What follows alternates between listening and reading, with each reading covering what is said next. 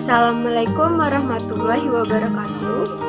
Nama saya Erisa Puspadewi dari kelas semester 4E, NPM 1913053133. Dalam video pembelajaran ini, saya akan menjelaskan materi tentang jenis kata. Kata sendiri itu memiliki sebagai deretan huruf yang berada di antara dua spasi dan memiliki sebuah arti. Menurut bahasa Sanskerta, pada awalnya unsur ini berasal dari kata yang memiliki arti bahasa, konversasi, cerita, atau dongeng.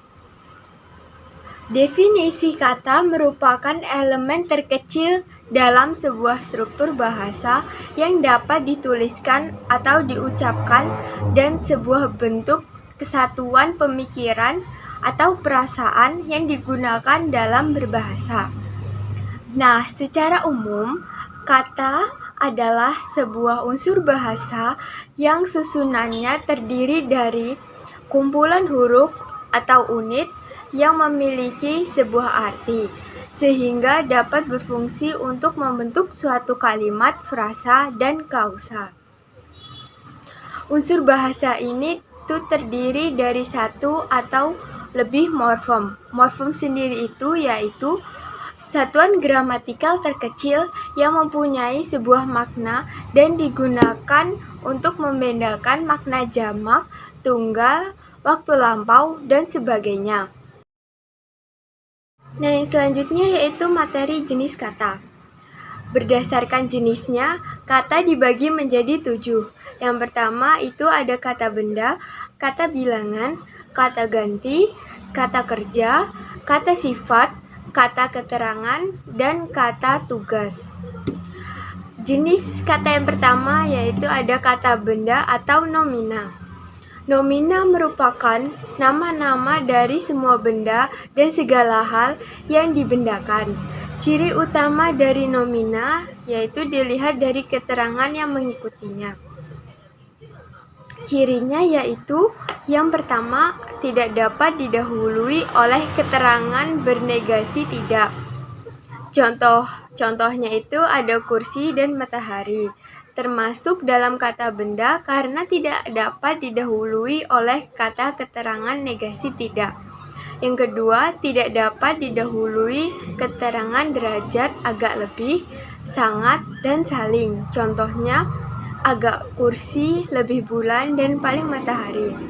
Contoh tersebut tidak sesuai dengan tata bahasa Indonesia.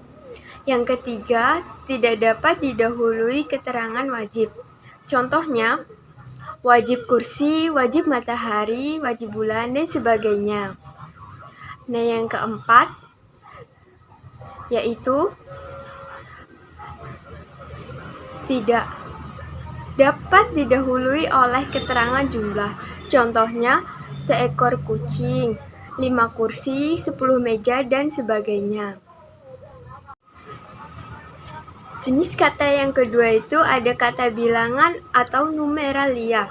Numeralia merupakan unsur yang memiliki tugas untuk menjelaskan jumlah objek atau jumlah benda atau urutan benda. Contohnya 1, 2, pertama, kedua, 1000, beberapa, dan banyak. Jenis kata yang ketiga itu ada kata ganti atau pronomina.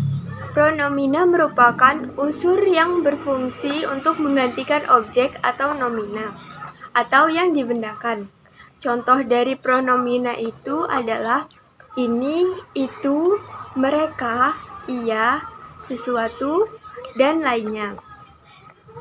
Secara umum, pronomina dibagi menjadi 4. Yang pertama itu ada kata ganti diri, umumnya menggantikan nomina nama orang atau yang diorangkan. Contohnya itu ada orang pertama tunggal, saya dan aku. Orang kedua jamak, kami dan kita. Orang kedua tunggal, kamu dan engkau. Orang kedua jamak, kamu sekalian dan kalian. dan orang ketiga tunggal dia, nya, dan ia. Yang kedua, kata ganti petunjuk atau pronomina demokratif. Itu contohnya adalah ini dan itu, yang berfungsi untuk menggantikan pronomina yang dapat berfungsi sebagai petunjuk. Yang ketiga, kata ganti tanya atau pronomina interrogativa.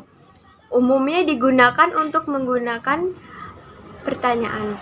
Unsur dari pronomina interrogativa ini yaitu 5W 1H.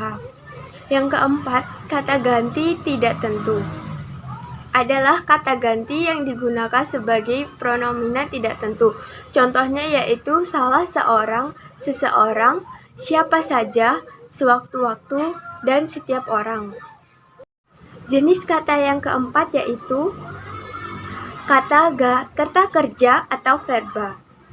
Verba merupakan seluruh hal yang dapat menyatakan aktivitas atau perilaku. Contoh dari verba yaitu makan, membeli, minum, berlari, dan lain sebagainya. Ciri utama dari verba itu dapat dilihat dari keterangan yang mengikutinya.